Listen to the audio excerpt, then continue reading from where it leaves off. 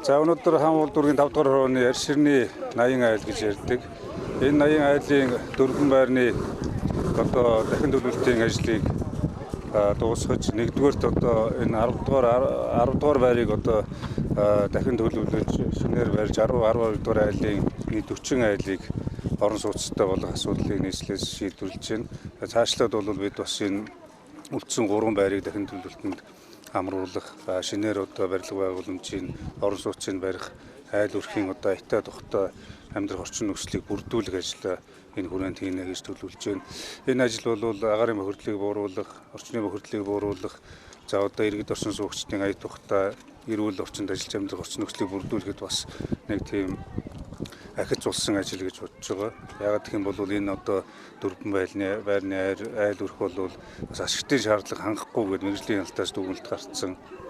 Тэгээд одоо амьдрах орчин нөхцөл нь хүндэрсэн. Ийм одоо нөхцөлд байсан бол ямар ч байсан 40 айл шинэ орон сууцндаа өнөөдөр орох түлхүүрээ гардан авч байна. Тэгээд орон сууцныхаа түлхүүрийг гардан авсан нийт одоо иргэд айл өрхтөө аз жаргал хамгийн сайн сайхан бүхнийг хүсье.